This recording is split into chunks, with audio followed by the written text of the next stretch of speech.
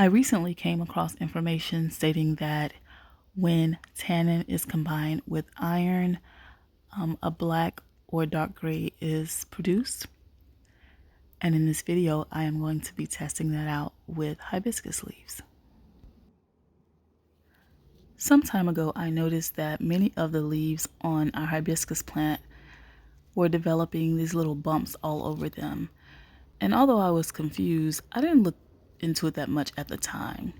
However, when I finally did, I learned that these are galls forming on the leaves. Now, if you know anything about galls in terms of dyeing with plants, you've probably heard about oak galls. And these are growths that happen on certain leaves and plants due to insects feeding on the plant, causing these reactions that appear in the form of bumps.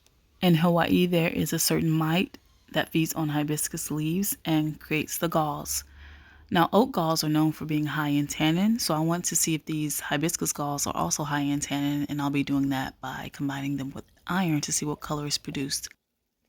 What you see here is a jar of what used to be iron water. It all evaporated, but this was created, I believe it was over a year ago, just by putting some nails in water, and over time, this is the liquid that forms. And anytime I need to add iron to something, I either use some of this combined with water, or I'll just put iron nails directly into the dye and see what happens. So right now I'm going to be attempting to create what's called, weak iron bath, where I'm combining a little bit of iron water with some clear water. I do think I used too much iron right here, so I'm going to be redoing it.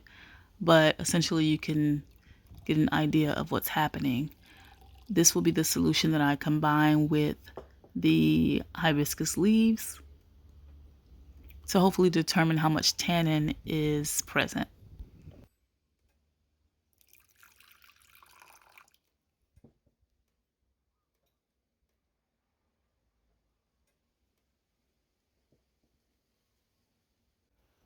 Earlier in the video, you saw me grinding up dried hibiscus leaves, and those leaves were ones that did have the galls present on them. So I did grind them up in the coffee grinder and boiled them, and this is what we have here.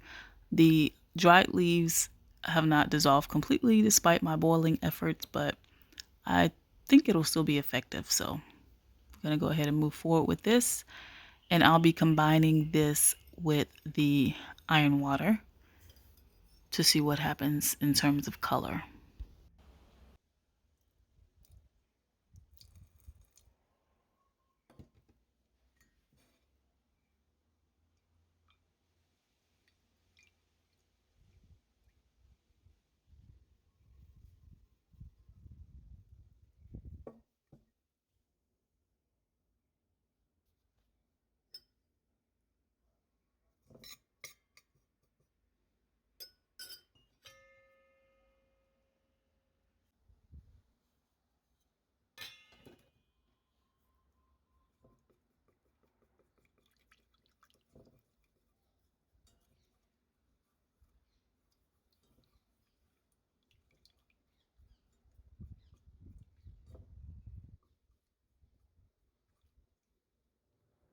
The first time around, I used the dried leaves, and this time I'm going to just try it with fresh leaves that have the galls on them. So I'm just going to soak some leaves in water. You can see some of the galls there. So I poured this water on, and then I went for my walk that I do 3 times a week, and I'm just showing you some of the view. It's very nice.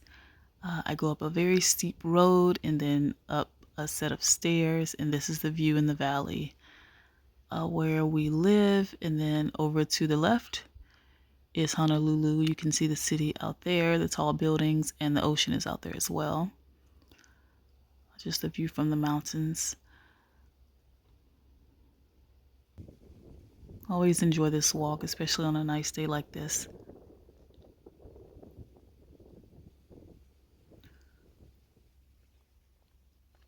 And that's just me going down the stairs and heading around the block. So I do that walk up the road, up the stairs, and then around a couple of blocks. And then I go back home. I did boil the leaves for about 45 minutes, and what I'm going to be doing is pouring the liquid into a jar and using some of these nails as my iron source. So these nails will go into the jar and then the liquid goes in as well. And I'll put this out in the sun, although that's not necessary, and just give it time to see what happens with the color.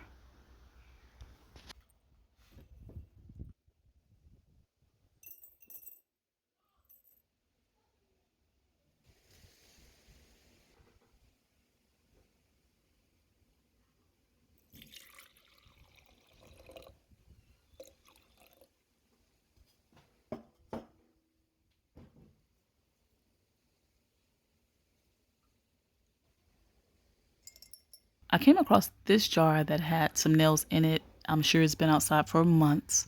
So I cleaned it out and I'm going to put the nails back in. And instead of the jar that I was using for my solution, I'm going to pour that in here along with the nails that I had placed in there. So at that point, there were about 5 or 6 nails in the hibiscus liquid.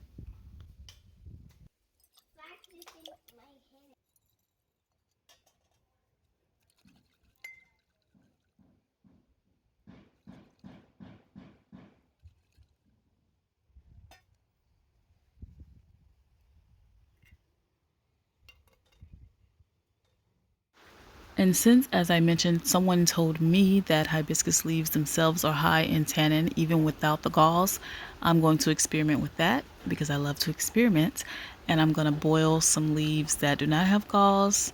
So I'm just carefully selecting them, making sure they don't have galls, tore them into pieces, and I'll boil these.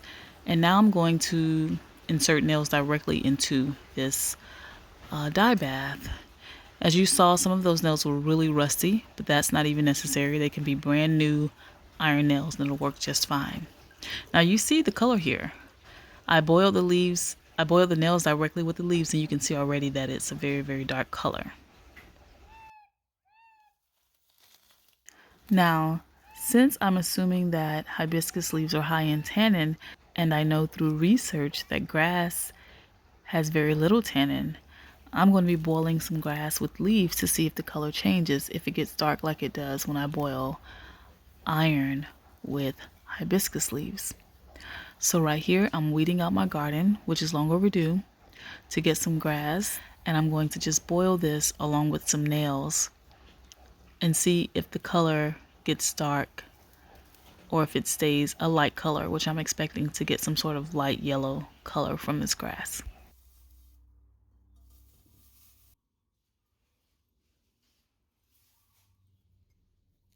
I did boil the grass. I don't have the footage for it, but this is the color. It's still very light, and this is probably 2 days after I boiled it and let the nails stay in there. So as you can see, there was not much color. So there was not much of a color change. So I think that it is true that grass has very little tannin, and you can see the color of all of these other ones where the hibiscus has been boiled in various forms, dried, fresh, fresh with galls, and also with no galls. You can see how dark the colors are. I wouldn't say it's completely black, but in my experience with iron, I know that if I leave this out, and just almost like forget about it, it will get black or just very, very, very dark.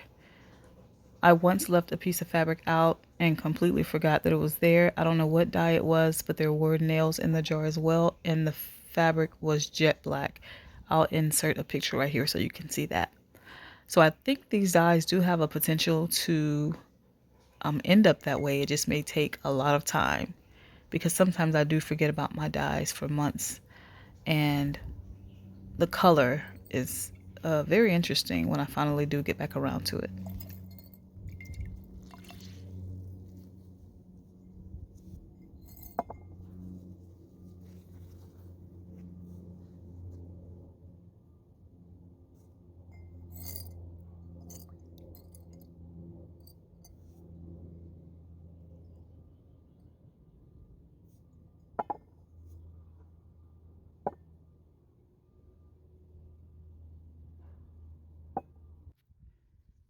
I think this was a good experiment. I do believe that the hibiscus leaves have a high amount of tannin, just given the reaction with the iron nail. So I'm going to be leaving this out and see what happens over time. I'd be interested in knowing what comments or questions you have about this, if any. I always appreciate the various insights that people share in the comment section, so feel free to share. Thanks so much for watching.